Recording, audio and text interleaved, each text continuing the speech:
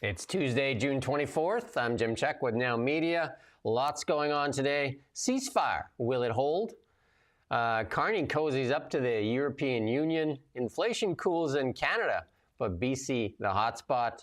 And who's running the BC ship? All that and a lot more on the Really Big Show. With me, Iain Burns, our managing editor, all the way out there in the nation's capital. Kind of a cloudier day here, mixed bag here in the Okanagan. How are things looking out there at the nation's capital? It's another swamp day, very hot and sweaty, and just a bit grim, to be honest. Bit too hot.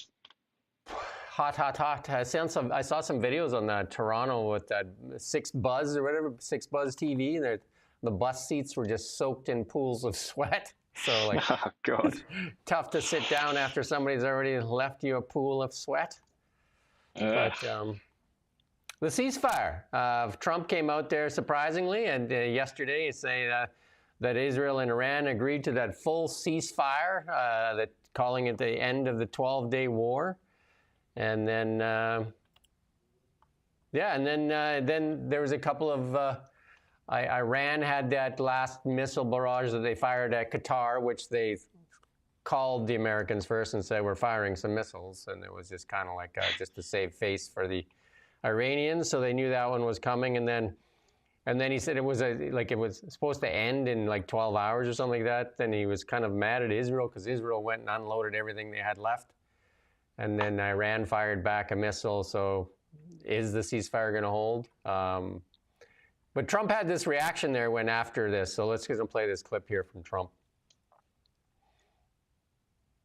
Says that Iran violated the peace agreement and the ceasefire agreement. Do you believe that Iran is still committed to peace? Yeah, I do. They violated it, but Israel violated it too. Are you questioning if Israel is committed? Israel, as soon as we made the deal, they came out and they dropped a load of bombs, the likes of which I've never seen before. The biggest load that we've seen. I'm not happy with Israel. You know, when I say, okay, now you have 12 hours, you don't go out in the first hour and just drop everything you have on them. So I'm not happy with them. I'm not happy with Iran either. But I'm really unhappy if Israel's going out this morning because of one rocket that didn't land, that was shot, perhaps by mistake, that didn't land. I'm not happy about that. You know what? We basically have two countries that have been fighting so long and so hard that they don't know what the fuck they're doing. Do you understand that? I've already seen that like 6 times or something, and it's still very, very funny. That's got to be one of the most real moments ever. And obviously showing his frustration at that. And, I didn't expect it to go very smoothly. Will it hold? It remains to be seen. No, I would say is probably the obvious answer. Well, I mean, the markets say yes. And I always say the markets really speak the truth. Gold's down, oil's down, stock market's up. So the markets seem to believe that this is a deal that's going to hold, and it might have a couple of bumps along the way, but it looks like the markets believe. And usually the markets know better than anybody else. So I'm going to go. I would say go with the markets. Irrational exuberance by people that should know better. But also, I would say on the markets, they weren't even that dramatically affected anyway. They're obviously not as bothered about this as we might assume. Like, we're not living in the 70s where this would have just completely killed the world economy, basically. It's not like that anymore. The Middle East is a lot less important nowadays. But I would just say, look, these two sides, Iran and Israel, as Trump highlighted there with his colorful language, they absolutely despise one another, and they look at each other as, threatening their existence. And they're both quite tricksy countries. They don't obey the rules. Neither of these countries ever obeys rules. That's not what they do. Their whole political system is based around, or in terms of international affairs, is based around not obeying the rules. I would say the chance that the ceasefire holds is tiny. It would be my assessment. Well, I'm going to go with the markets, and we'll see what happens. But not much has happened since Israel unloaded everything they had. Like, I had an expiration date on some of the stuff that was in there. Out of date milk being thrown down at Iran. Yeah, and then Mark Carney had a reaction, as did much of the world. And Mark Carney welcomed the announcement of the ceasefire between Israel and Iran, and he said everybody should get back to the. I mean, it's just a comment. Like, I mean, not many people Who waiting. cares? So, No, sorry to not say, many people who cares? wait. Who cares what Mark Carney says? Yeah, not many people waiting for that announcement, and the Americans probably, oh, good, Canada's responded there, right? So, and this is what Just I talked about. completely irrelevant. Just like the European Union, who has sat there talking about it. Nobody cares what you think, European Union. One of the things to consider, and I know a lot of people are definitely have TDS or don't like Trump and all that, but like, I mean, here's a guy that actually is trying to stop a lot of the stuff, and there was nothing still, like the 4 years of the Biden administration. How much talk of peace ever happened for that Russia-Ukraine war? Like, I don't remember hearing anything about talking about peace.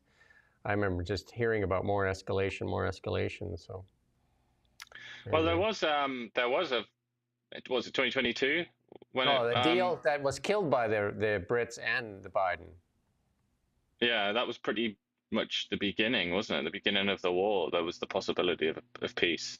Yeah. And then again, there was another sort of possibility, and it was kiboshed because it wasn't in the interests of the Western sponsors to bring an end to that war, I guess.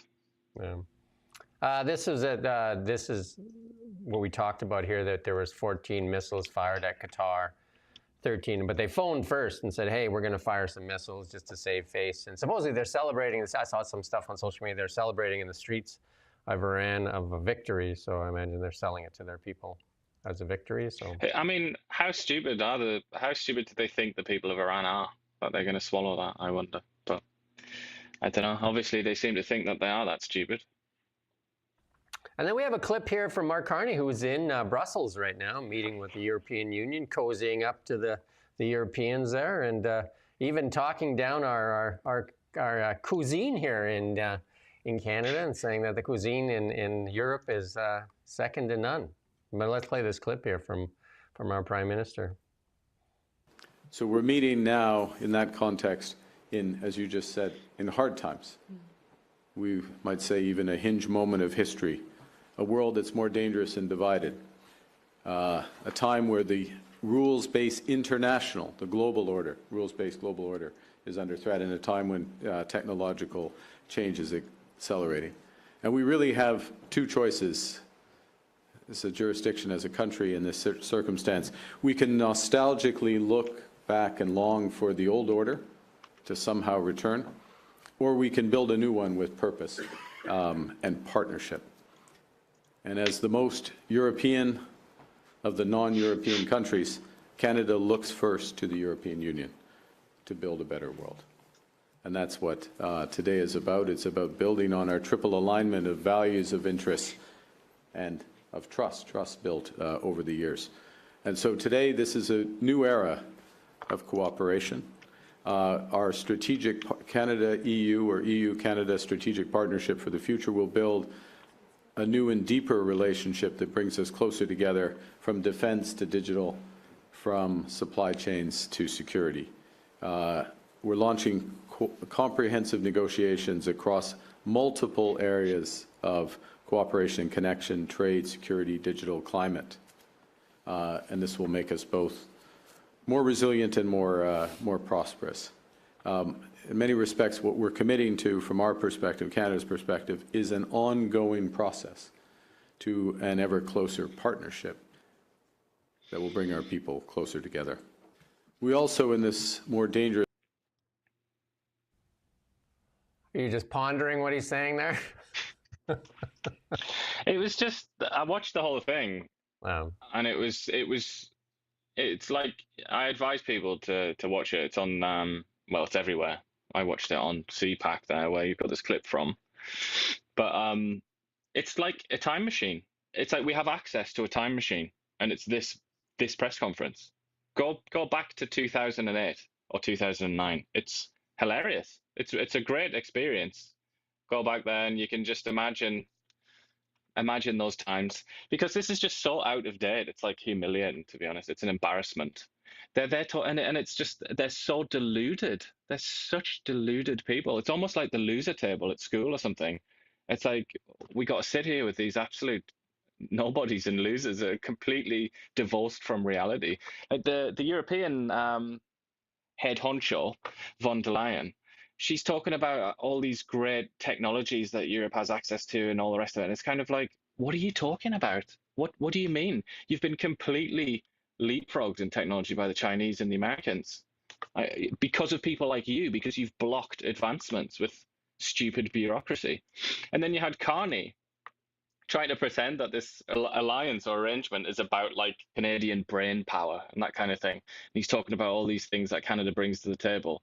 And von der Leyen was having none of that, really. She must have had a different script, because she was just like, and you bring with you all those natural resources, which is what it's all about. That's all Canada has in their eyes. It's like Mark Carney's trying to talk about, like, he's trying to talk as if Canada's like one of the big players and it's got all of these like really advanced industries. It's not really true. Nobody looks at Canada for its technological offerings. They look at Canada for what's in the ground, which Mark Carney's party has spent 10 years trying to keep under the ground.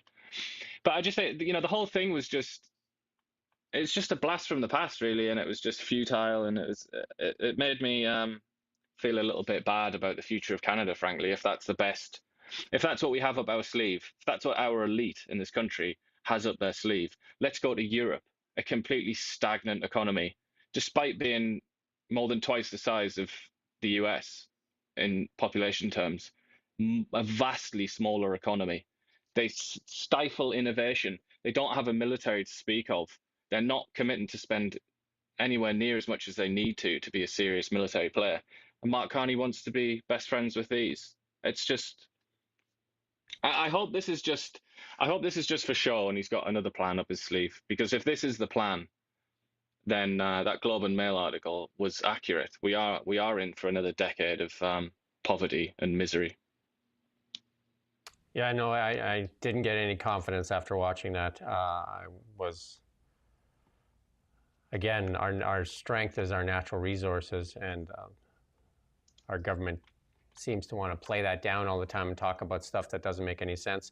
The same policies that have driven the European Union and the UK into economic spiral of despair. There you go. Absolutely. But it's just stagnation. The European Union is just an empire of stagnation. It's kind of like the Ottoman Empire, for people that know their history. It's like the sick man of Europe. That's what they used to call the Ottoman Empire. Now the sick man of Europe is the European Union itself. It's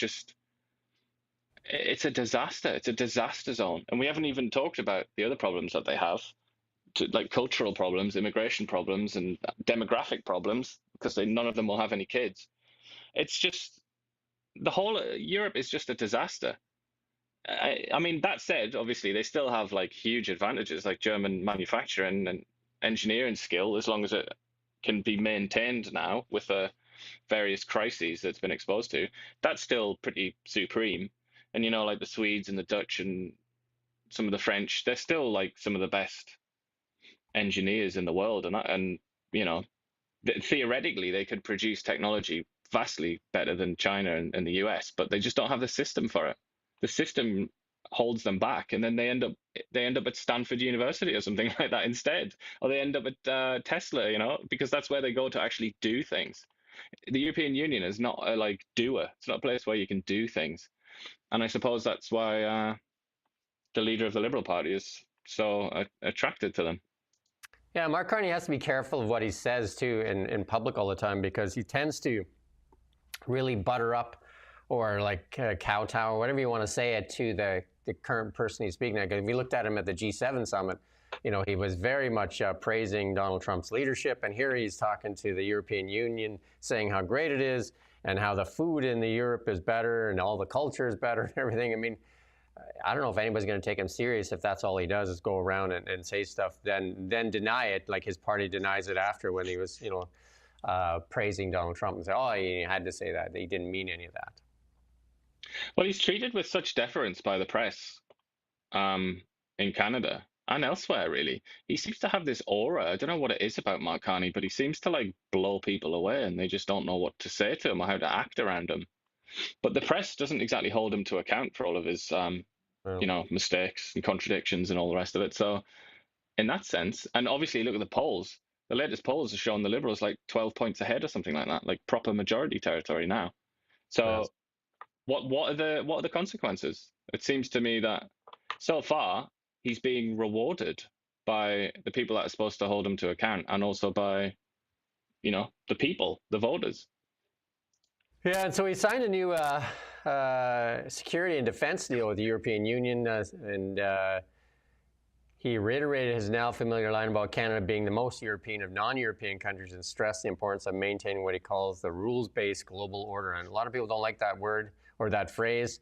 Meanwhile, the Prime Minister, who's accompanied by Kelowna MP Stephen Fuhrer, our own Kelowna MP, is along the trip, will be in Netherlands to discuss whether NATO will commit to a new defense spending target of 5%. Yeah, I mean, it looks like that's being pushed through, that 5% target, which is like Mark Carney and the Liberals and the Canadian elite in general. They'd be like, oh, for God's sake, just when we committed to 2% after trying to dodge that responsibility for decades, now we've got to more than double it. It's like, oh Christ. then that'll be another like 40 years if, you know, if the world is still going in 40 years. That's probably when Canada will commit to 5%. But yeah, the rules-based global order comment, a lot of people have despaired at seeing him talk about that, and for various reasons, a lot of like conspiracy theories and stuff like that, which I don't particularly have much interest in. But what I am interested in is how antique that phrase is. That is such an old-fashioned phrase now. You know, it's almost like being a country involved in the Second World War and using language from the Victorian era or something. It's like, what the hell are you talking about? He might as well have gone there in like a top hat or something with a cane. You know, it's like a rules-based global order. It's like, that doesn't exist.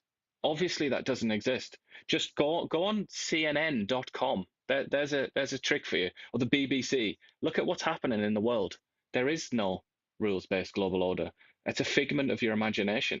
And then this idea that he can get into bed with the European Union and somehow recreate this order, when neither entity, Canada or the EU, has a military worth the name, has a, you know, dwindling economies, pathetic economies compared to what they used to be, at least. So, you know, how are you gonna do this? How are you gonna resuscitate this global order? It's just a joke. It's just futility, and it's just kind of nostalgia almost. It's like a nostalgia tour. Yeah, they lost the hammer when they lost the Democrats lost the election, and that was because the Americans and China is not buying into a global rules-based order as well. Nor is India, nor is the United States. Nobody in Africa gives two hoots about that. Yeah. You know, and to be fair, not many people give many hoots about Africa in return either. Like nobody's playing this game. No, in Southeast Asia, Latin America, like go through the list. Nobody cares. Nobody's playing this game anymore. It's a joke. And Mark Carney now is like, you know, he's got a very short period of time to be Prime Minister, and he's got not very much political capital, you know, which he has to kind of spend on certain projects. And he's spending a lot of time and a lot of capital on this, which is just fantastical nonsense. It's just a complete waste of time. Yeah, and then there's Stockwell Day put out a tweet there. You remember Stockwell Day? He had a run at prime ministership there too. He said, in Canadian history, no PM has so radically and swiftly shifted the sovereign priorities of Canadians to Europe without debate or mandate. And there you go, Dan McTeague jumping in there as well. And yeah, it's kind of odd. All of a sudden, I mean, most of our trade is still with the United States, not with the European Union. And the only thing they want from us really is our natural resources, and something we don't want to sell. So it doesn't make a lot of sense. I mean, I suppose if the Liberals could be persuaded to sell it to anyone and to dig for anyone, presumably it would be the Europeans, who he's completely enamored of and seems to just like worship. So maybe if they beg him, he will consent, and then Canada could develop some of its natural resources. But I mean, who knows? With the Liberal Party, they have a very strange set of priorities, most of which seem to just be maintaining the status quo as best as possible. Because, as I've said numerous times, the Liberal Party is a lot more conservative than the Conservative Party. All they want to do is keep things basically the same. Well, the inflation rate was held steady in May at 1.7 for Canada, according to Stats Canada, and that was kind of expected. But BC, the hotspot in Canada at 2.3. And, imagine that gasoline down 15.5% on an annual basis in May, that the carbon tax would actually decrease inflation. Who would have thought? Who would have thought? Right? Not just that, but it's like reverberating down the months, and it's kind of like almost everything to do with the decline is energy, it's gas. Because when you subtract that, it's still a really high rate. I think it's like, was it 2.7 or something without energy? It just goes to show, like, a lot of the inflation that we were suffering from was self-inflicted for this stupid vanity project of the carbon tax.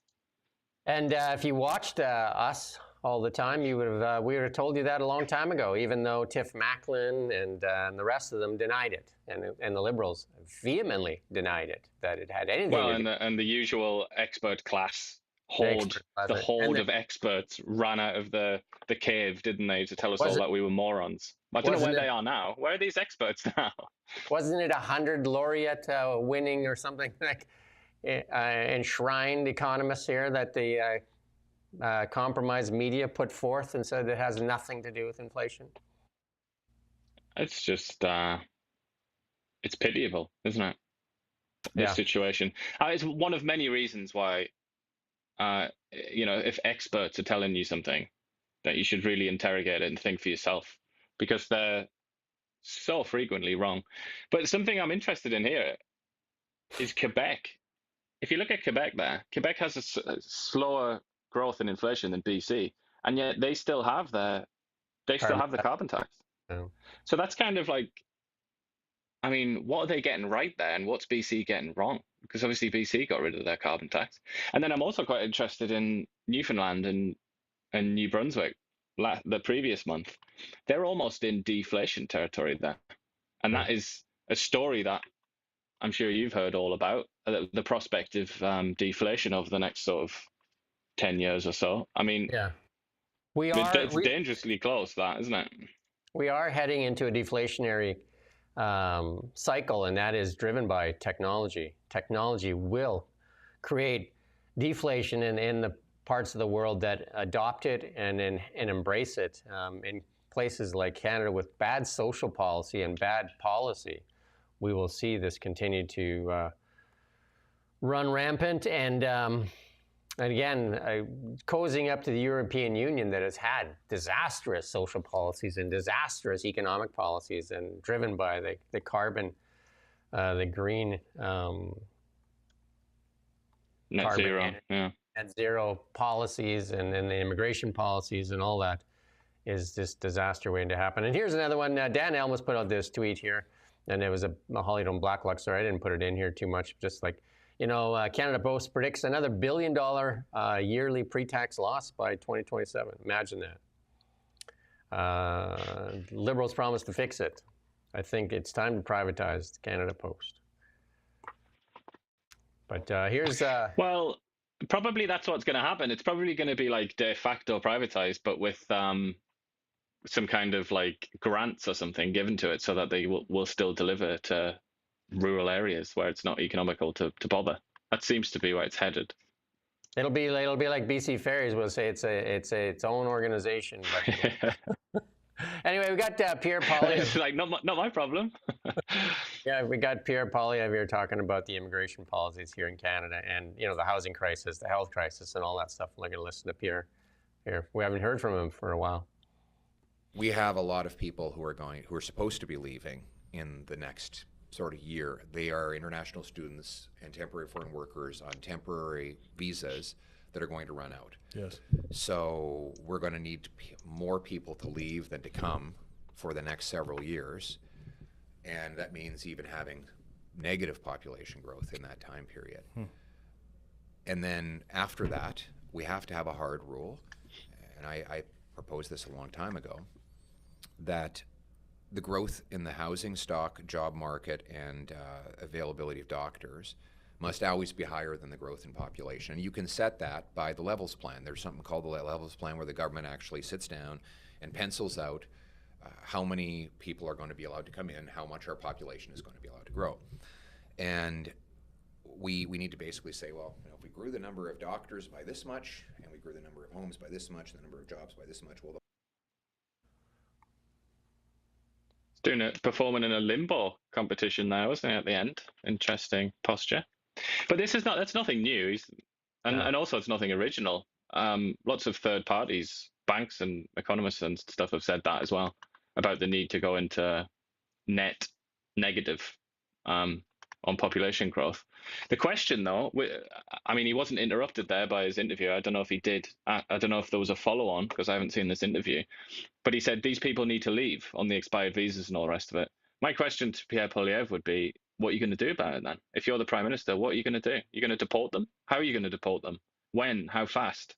How many a year? You know? But as is so often the case with political interviews in Canada, you just get to say whatever you want, really, and the interviewer just goes, yeah, okay,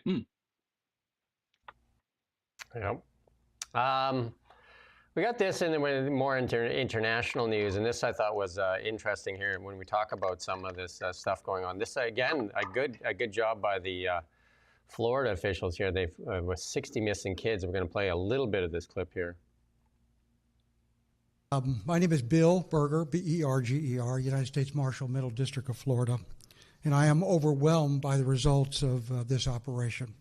Operation Dragonfly, the largest in the history of the United States Marshal Service, if not the history of the United States. As the AG mentioned, 60 juveniles recovered in 2 weeks, ranging from age 9 to 17 years of age. Several years ago, Atlanta had a similar operation, which resulted in the recovery of 30 children over 6 weeks. This effort was a collaboration of, as the AG mentioned, 20 agencies with over 100 people involved. I want to thank the AG for providing the state. So that, again, is related to all the lax immigration policies, open borders and all that stuff, and human trafficking, child sex trafficking, and all that kind of stuff. And you just raised that with Pierre Poilievre. Like, what are you going to do about it is the question, right? So, you know, it takes... Well, that's been Poilievre's biggest weakness on specifically the subject of immigration. Is that he's been way too vague, way too loose with his commitments. Whereas on his other commitments, like to do with the economy and tax, he was like unusually precise. And for a politician, I mean, he was giving us like really good stuff in terms of detail. Certainly when you compare it to the sort of babble that was coming out of Mark Carney's mouth. But when it came to immigration, he didn't really want to touch it. And I think I'm not sure what that is, but I assume it's some kind of like hangover from the days where criticizing immigration policy made you a racist somehow in the sad old days of 2008, where Mark Carney still lives. And then there's this put out by Sky News. UK must actively prepare for potential of war in the homeland, new government review warns. I mean, there's been a few stories coming out there on the UK preparing for war and stuff like that. I don't know. This is about Russia mostly and Iran and stuff like that, which I clicked on that exact story. I was like, oh, that's interesting. I'll have a look at that. And it was all about Russia and Iran. And I just thought, that's not the war that I see happening on the streets of England. I see intercommunal civil conflict. That's what I see on the horizon in that country. And that's not what they want to talk about. And that's not in there. It's all about imaginary Russian battalions marching around the streets of Manchester. Yeah, and then Laurie Goldstein put out this piece here at the Toronto Star there, say Canada top soldiers say we should buy additional F-35 jets and stick with America. We've wrung our hands and like postured, and I don't know, like how long these things we should be flying them already a long time ago. They were ordered back when Stephen Harper was the Prime Minister. Trudeau canceled them and then renewed the order in 2023. And then the current Liberals have again canceled them. And Jolie said she's looking at all the major suppliers. Remember, we played that clip the other day where she's, talking to all these people, like she's just going to go buy them off the shelf or something. I mean, this is obviously one of many examples. I mean, we're kind of like spoiled for choice, aren't we? But this is one of many examples of Canada's elite failing to do something in a very obvious and catastrophic way. My question, though, is how many people have been punished for this, either in terms of their reputation or losing their jobs? You know, in the old days, if you read history, as obviously I spend quite a bit of time doing, and I recommend that other people do, you'll see that procurement, military procurement, so the acquisition of military equipment in history, if you screwed up as bad as this, even in Britain and France and places like that, there's a very reasonable possibility that you would lose your head. You would be killed for it because it's such a serious failure. You know, it has such serious consequences. You've effectively left the country undefended in the skies in this case. But in history, you know, if you failed to get the ships or whatever it might be, you could end up in prison, financially ruined, or headless. And I just feel like obviously it worked a bit better in those days, didn't it? I mean, certainly in terms of the British, they made sure they had excellent equipment and they won basically every war that they fought in. Now look what happens where you don't get even a slap on the wrist. If anything, you get promoted. Yeah, and that's if what anything, happens. the media here actually helps you distract and have you look elsewhere. So we're going to look at that in a bit here. But also, fixing the problems with that Phoenix payroll system could cost us $5.1 billion. And where's the accountability again? Who's responsible? Fixing the problems caused by catastrophic deployment of the Phoenix payroll system has so far cost taxpayers $5 billion, according to senior bureaucrat Alex Benet. He said Ottawa will continue to pay extra cash to run the two systems simultaneously, adding that though the situation is unfortunate, it's the option that's going to impact the employees the least. Imagine that. I love that. I love that line. They've cost the country $5 billion at least. Yeah. The losers and failures and idiots that oversaw this. And then the priority of the head of public services or whatever the hell they call that department, his concern is, well, we need to impact the employees the least. Okay, mate. Those are his priorities. Not that Canada has been deprived of billions of dollars. Hey, how about impacting the taxpayer the least? Yeah. Because I mean, obviously, like this all goes into this is all part of the fiscal picture, isn't it, of Canada? And this is a huge chunk of cash, and it's just. You know why the taxpayer? It's easier to punish the taxpayer because they don't really say much. Whereas the employees at the federal government would be screaming and in the streets, screaming and picketing and striking and all that kind of stuff. And whereas the taxpayer just gets distracted by the latest thing that they get thrown at them by the government. And here's another one. Which is why, if it was possible to organize a taxpayer strike, that would be the most effective thing that you could do, and say, look, we're not going to pay tax until you fix things like this and fire people, because it's basically oppression, isn't it? This is like financial oppression by incompetent people in Ottawa. Yeah, and not just Ottawa, like the provincial governments as well. Number of Americans visiting Canada down 9%. Canadians visiting the U.S. down 19% almost, and that's the number has declined once again, according to StatsCan. The agency's data for April show the number of trips into Canada by Americans down 9%. That's the third consecutive month of declines. And again, booing the national anthems and large sporting events, well, like the nations watch, both nations watch, you're just basically saying you're not welcome here.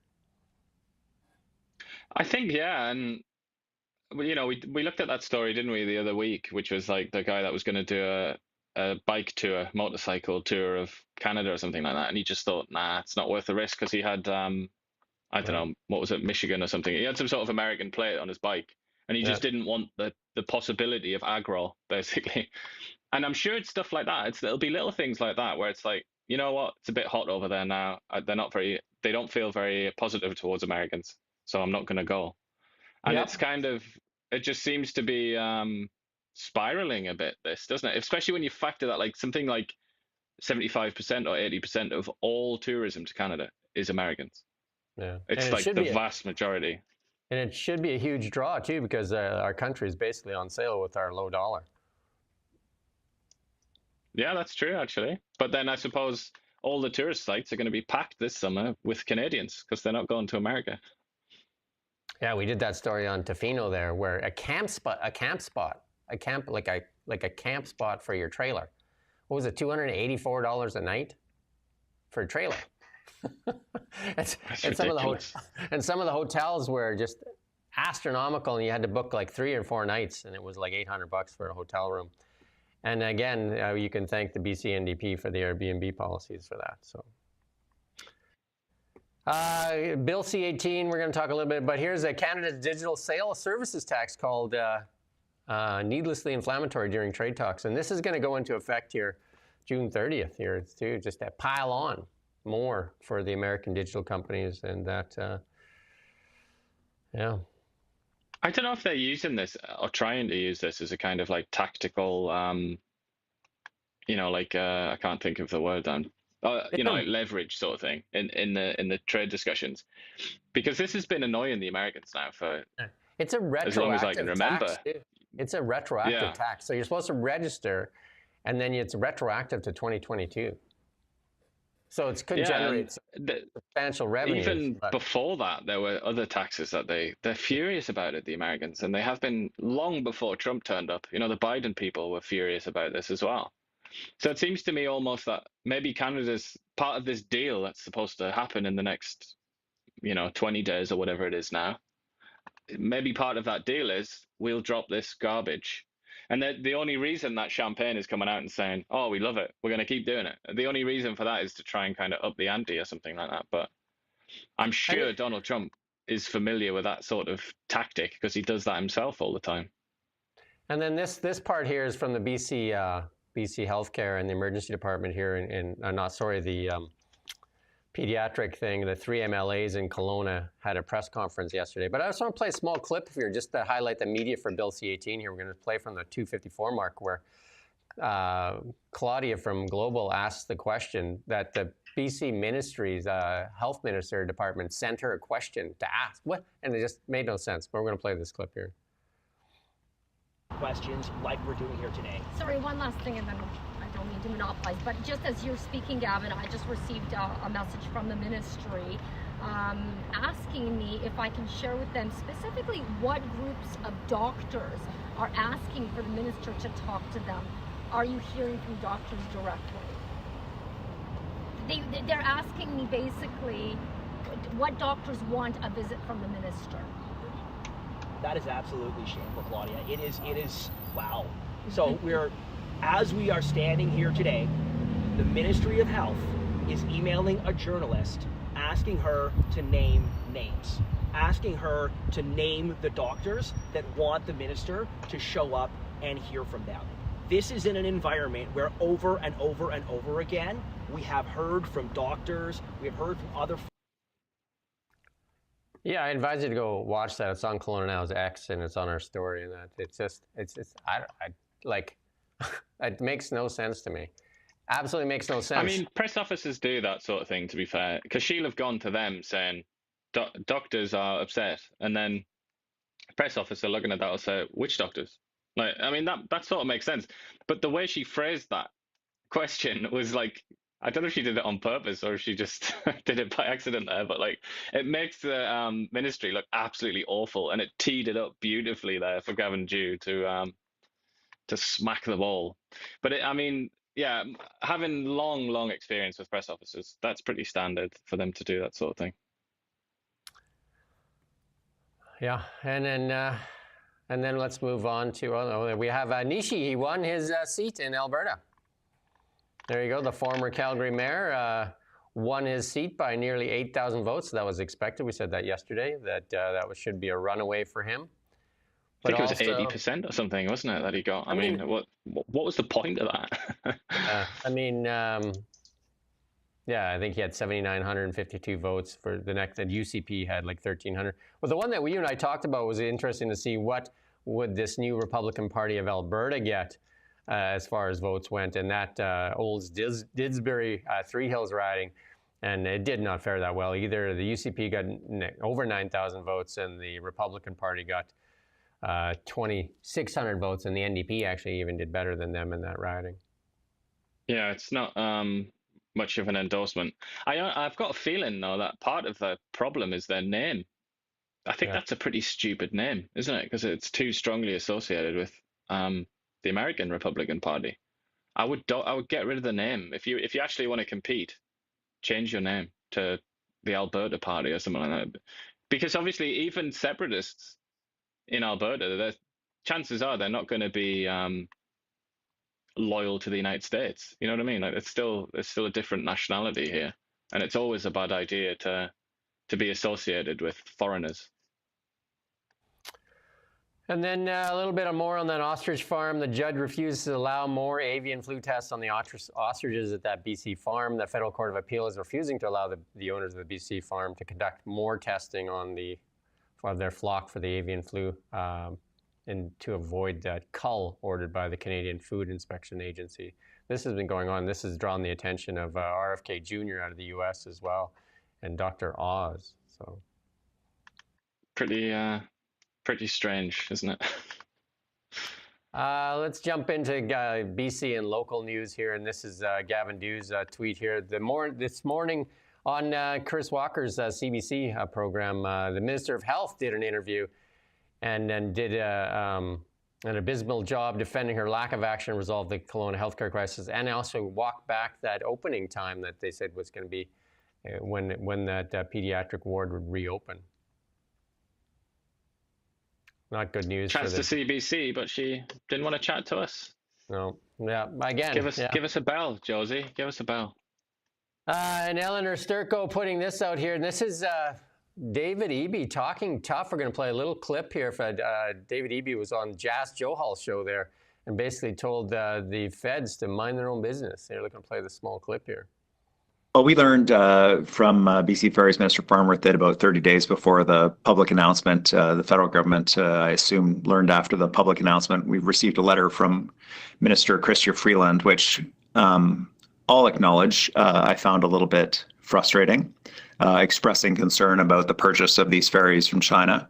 And the reason I find it frustrating is that the letter said, well, we want to make sure that no federal money is going into these ferries. Well, give me a break. You're writing this letter to the wrong coast. You know, the federal government spends hundreds of millions of dollars every year on ferries on the East Coast, building ferries, subsidizing ferries. We get about $36 million annually on an agreement that's about 50 years old with the federal government. And so, you know, if the federal government wants to be involved in ferries, then I'm happy to have that conversation with them. I'd love an East Coast style relationship with the federal government on ferries, but if we don't have that, then honestly, just mind your own business. We got ferries to build here, we got people to move, and in the absence of federal support. There you go. Mind your own business. Just another non sequitur from David Eby. I don't know. I mean, obviously there are people stupid enough to fall for that sort of garbage, but you don't exactly need to spend 20 years learning philosophy to realize what a garbage argument that is. You know, I mean, anybody can see that that's a complete distraction. He was asked a, pretty specific question about a specific subject, and he goes off and talks about ferries in the Maritimes. You what, mate? Shut up. Answer the question.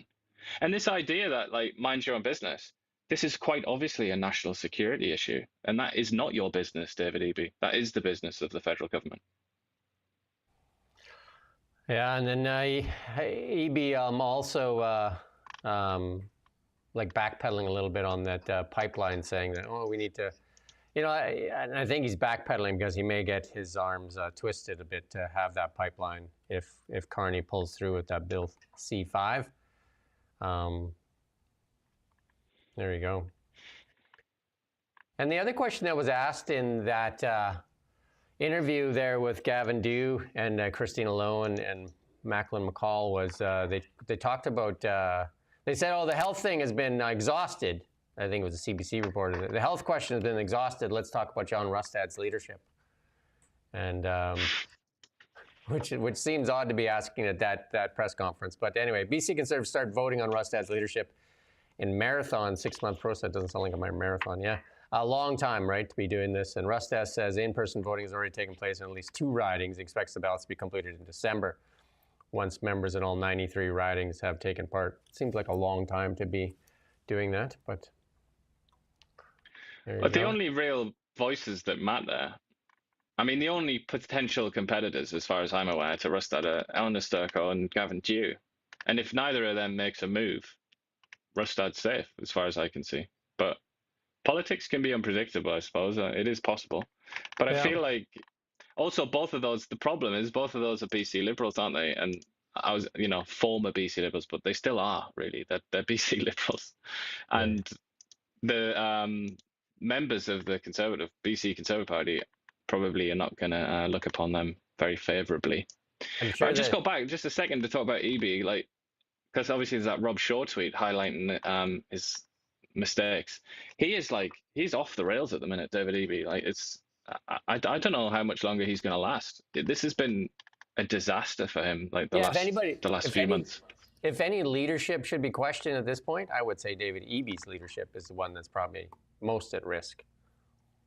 Yeah, and he actually has a kind of a real rival, doesn't he, with Ravi Kahlon, apparently, who's really wants his job and looks to have that kind of killer instinct. But I sort of, with David Eby, I think maybe he's kind of like, he's out of his element. I don't think he can actually do the job.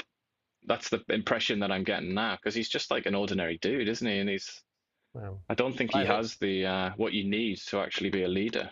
Well, we talked about this yesterday. What you focus on is what you get, and they've been focusing on the wrong things and not the economy. That's why BC still is leading Canada in inflation, and also many people leaving British Columbia, and investment in British Columbia is drying up. What you focus on is what downgrades. Yeah, what you focus on is what you get. They focused on, again, a lot of stuff with the experiment with the drug policies here, the catch and release programs, and also just a lack of incentives for people to invest here in the carbon tax. All that kind of stuff has focused on everything but how to strengthen our economy. And lots of taxation. It seems like a new tax all the time. And then the Airbnb fundamentally, policy. you could say it's like a misjudgment of human nature, isn't it? That seems to be what the main kind of problem is. The crux of this problem is a misunderstanding of human nature, and that's what the Laffer curve is all about and stuff like that. But it just seems that they've prioritized the wrong things because they don't understand what humans do naturally. The COVID policies that went far further than anybody in North America or the world, they extended those far longer than anybody, that exhausted people's patience in that regard too, and the punishments that are still there too. And here's some better news. I did the interview with one of the head people at the Coulson Aviation, the largest wildfire fighting company in the world, based on the island there. And they had no contracts for a couple of years with the BC government. And it just was puzzling to see. But they finally got a contract. So Coulson gets a contract with to conduct night vision aerial fighting, because the only ones probably can do it, right? With their big Sikorsky. I believe that's a Russian helicopter, right? The Sikorsky. And and that thing can fly at night. It's got night vision goggles on it. So, and this goes along with that interview I just did with Fireswarm, and they got the Transport Canada authorized those UAVs to fly at night as well. I mean, flying at night would be huge, because they have to leave the fire. They have to work really hard on it and then leave it overnight and then come back to it in the morning, and just guess where it went to, right? So this would be really helpful. Especially, like if you have the drones and this big Sikorsky. And I remember doing that interview as well, and I don't know if it was a Sikorsky that was sitting on the ground, but they had a large helicopter sitting on the tarmac here in Kelowna back in the wildfires that were on West Kelowna there, that never seen action. They paid it standby fees, but wouldn't put it into service, which made no sense at all. That frustrated them. That's why I did that interview. You can go back. It's a couple of years ago back. That's a really good interview as well. And the Coulson Aviation are famous for the Mars bomber that is now retired and in a museum here in British Columbia.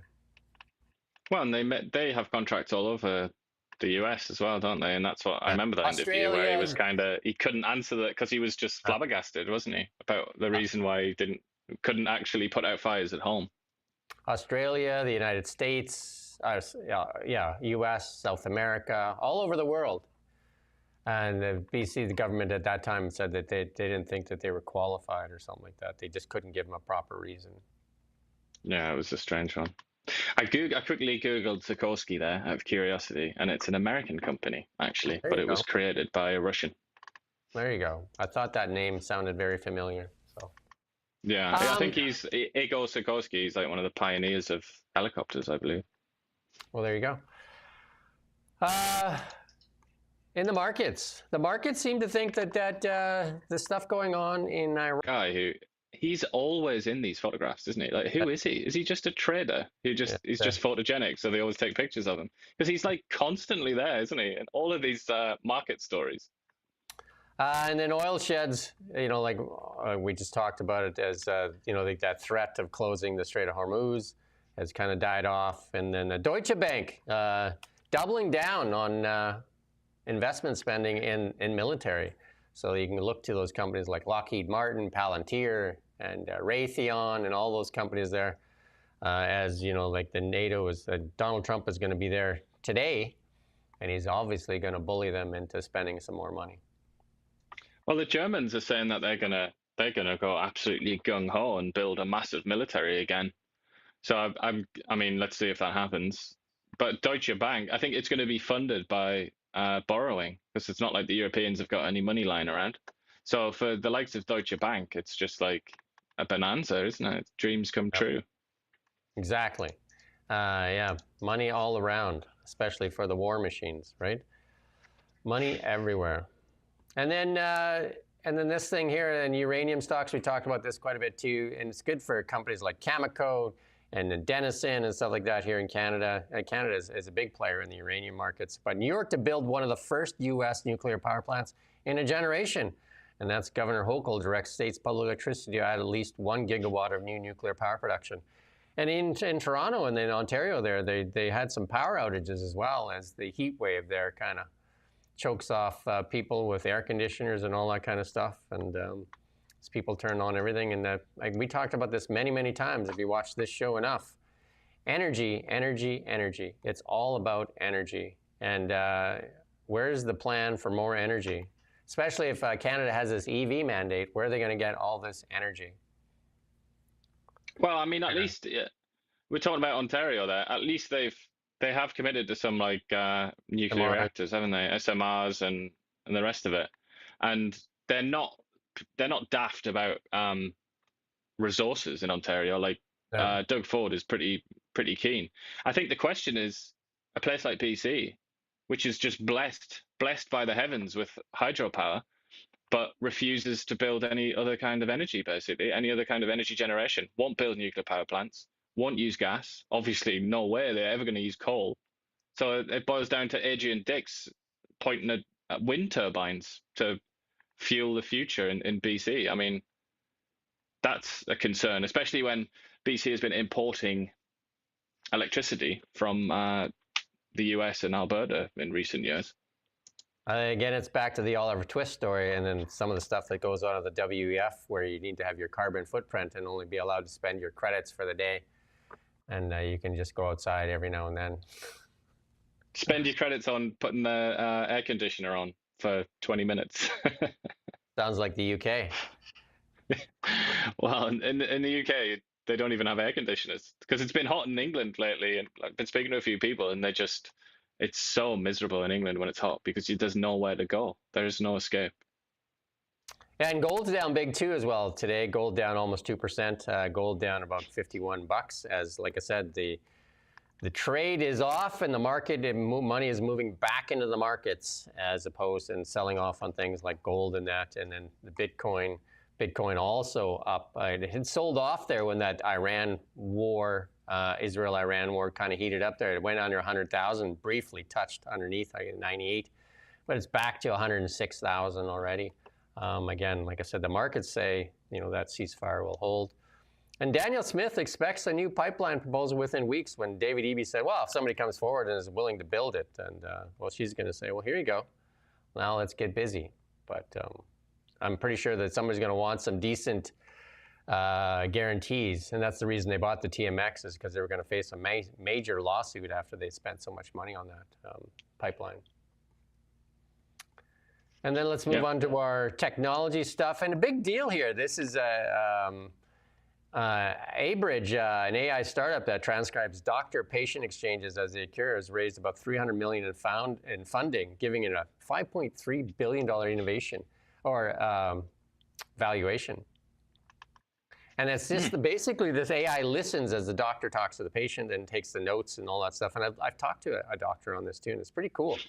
It allows them, instead of having to sit after they met with the patient, where they spend time and write on a chart and stuff like that, paper chart that isn't even shared, this thing will transcribe it as they're talking and actually help diagnose and all kinds of things, right? So, well, that's what doctors complain about the most, isn't it? Especially GPs, about all the note taking that they have to do.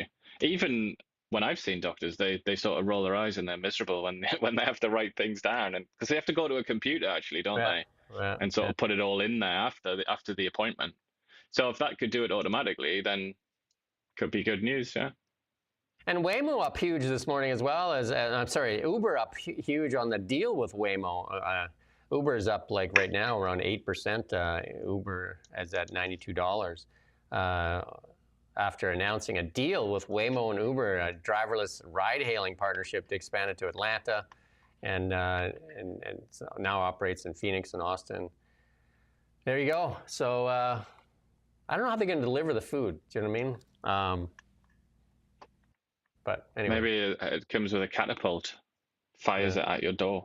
But I mean, I guess it's just for the rides right now, Waymo and Uber. I know Tesla's working on this as well, right? Tesla's off a little bit today after the gigantic run yesterday, right?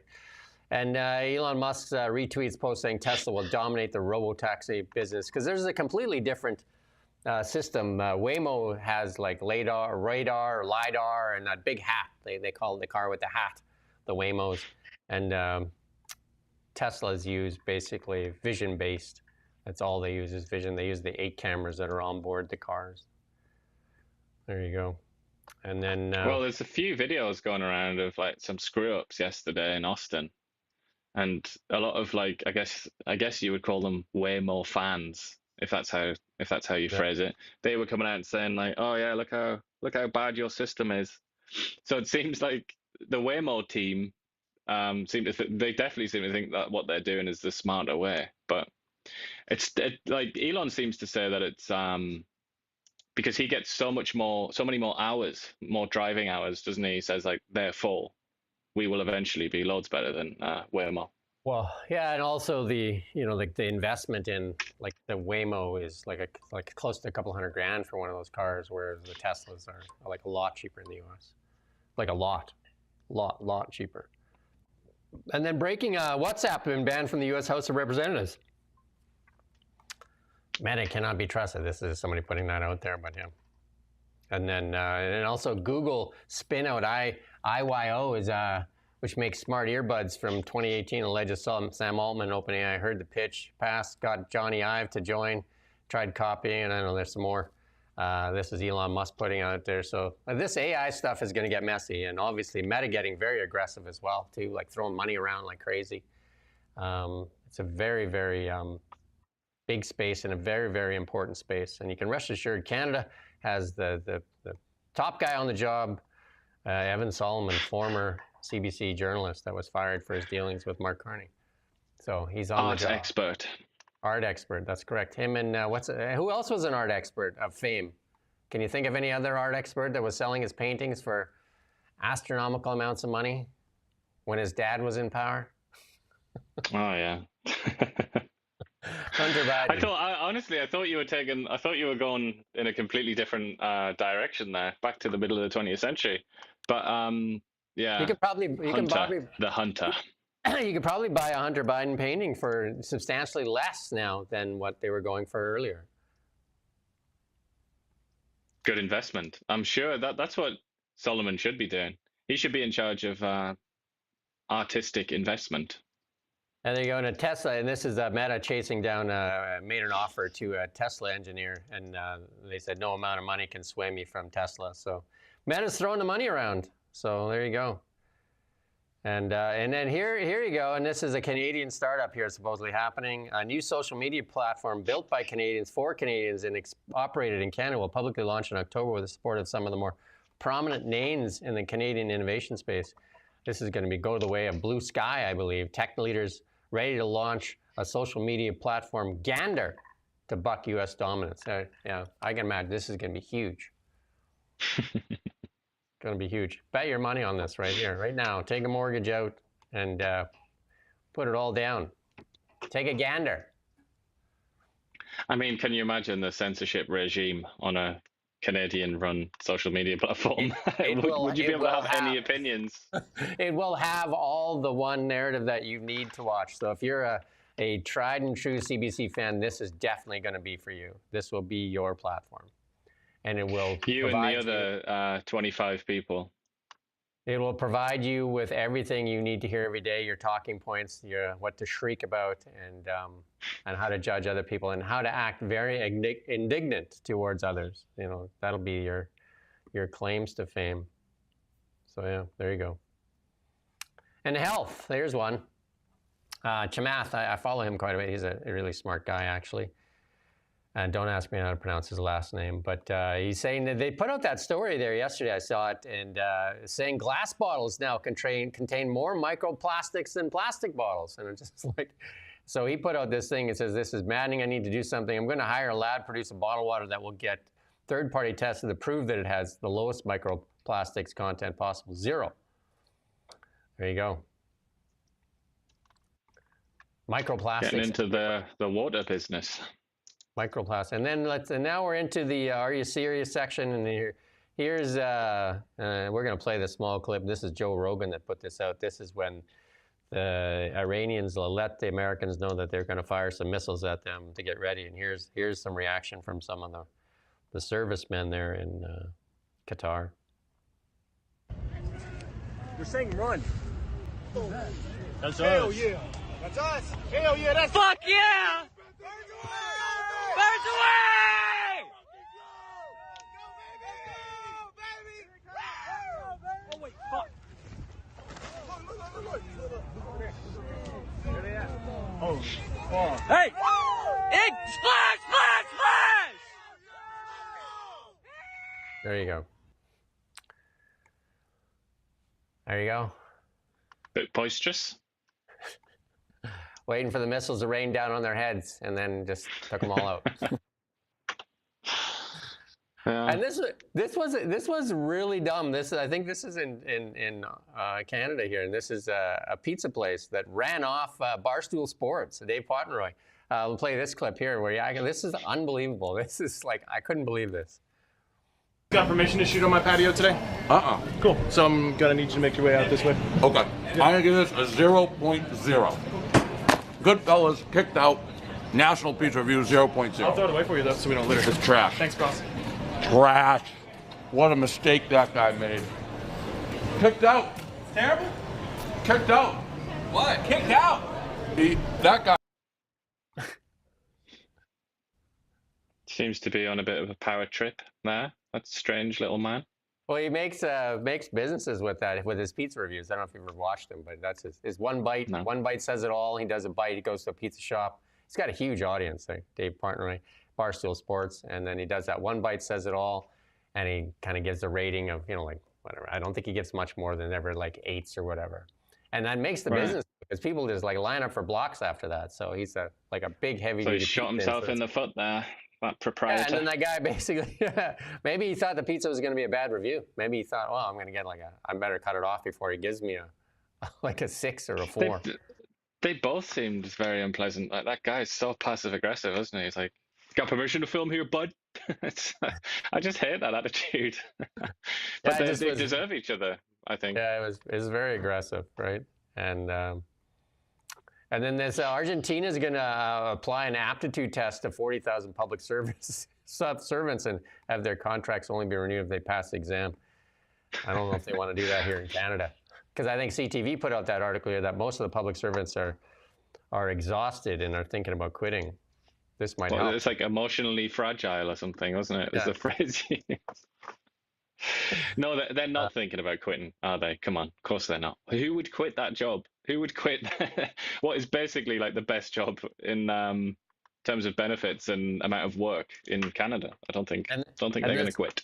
And this young lady and her children there are just completely puzzled in Toronto why they shut the pool down. We'll play a small clip here from 6 Buzz TV. No, I'd actually like to say that the city of Toronto needs to stop their nonsense. My kids are actually upset. You know why? Because we're soaking wet. All of us just went swimming. And what did they say, guys? What did they just tell us? Let me, and mind you, it's 40 degrees out here, and this is what they just said to us. They said that the pool is closed until further notice because the city of Toronto closed it because of the weather. The weather is what? What did they say? The weather is too hot. Do you see the sweat is still dripping off of my face? Do you guys see this? Why would you guys close the pools now after everybody was just in it, only to sit there and say you guys... Another delightful person that we're featuring there? Is that the famous mayor there in Toronto there with her logic or what? I mean, I've only seen the headline on this, so I haven't actually investigated what their rationale was, but it is a very... you're right. It's a very sort of... Curious. I wouldn't say Canadian. I would say Canadian bureaucracy. There's something spectacularly awful about Canadian bureaucracy, isn't there? And then our last one, though this isn't our last one, but it could be our last one here. No, yeah, I think it will. Maybe we'll make it our last one. But anyway, this is the difference between Germany and Greece when they do the weather. And you tell me which one you would rather watch for a weather report. Oder Nieselregen geben, nach Süden hin dagegen locker bewölkt, zum Teil sogar sternenklar, insbesondere Richtung Boden.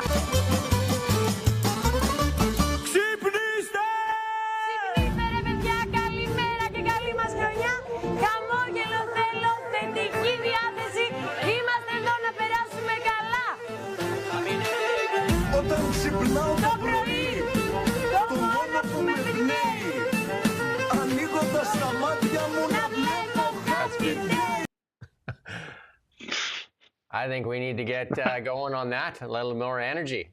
Well, you'd think in Greece that they would be used to like nice weather. What's there to celebrate? It's like, oh, it's 25 and sunny. It's like that's what it is every day, isn't it? But you know, but in Germany, just like it's another boring day. It sounds like the UK. It's another wet day and another bratwurst. Yeah, whereas in Greece, party's on. There you go. They love life, the Greeks. I did have this last one we should put up here, and this is why this guy's likely going to win. This is a socialist mayoral candidate. He's promising to have government-run supermarkets if elected. I don't know. That sounds like a disaster going to happen later on. Do you know what I mean? If you're, I think other countries have tried that, Venezuela and stuff like that. So I don't know. I'm trying to remember where I was reading somewhere. I can't remember where it was, BBC or one of the big New York Times or something. One of the really big sort of status quo establishment news outlets. And they were describing this guy as, they said, the highly or very liberal mayoral candidate. I was like, that just goes to show like the word liberal quite literally is meaningless. Doesn't mean a thing. Because this is like the antithesis of liberalism.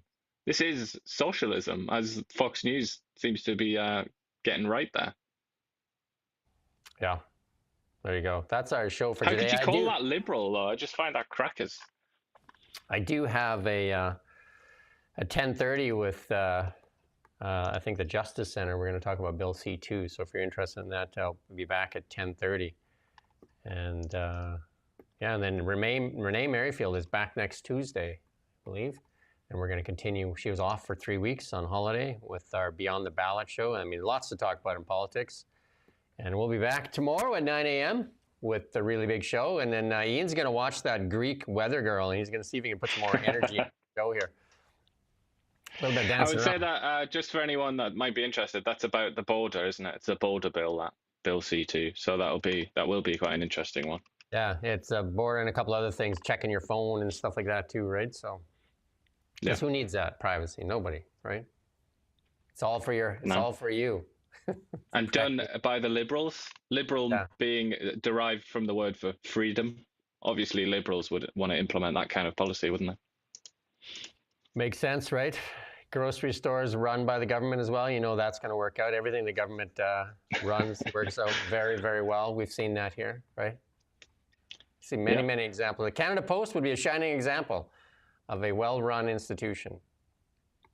Just Ottawa in general, really. Look at all of its successes. Yeah. Just marvelous. Well, look at the successes for those GC strategies. Look at the amount of money they made. There's the sex. I mean, that's successful, right? 2 guys making scads of cash just for writing invoices. That's where the ambitious go these days, isn't it? They go into like trying to get contracts off the federal government that they don't deliver. Just think what they could do now with AI. They could generate even more invoices.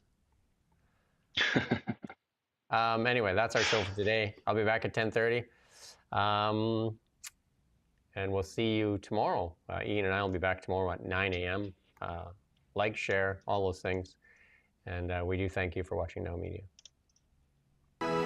We don't just report the news. We live here too. We're your neighbors, bringing you stories that matter to all of us. No government funding, no outside influence. Kelowna Now, local, independent. News you can trust.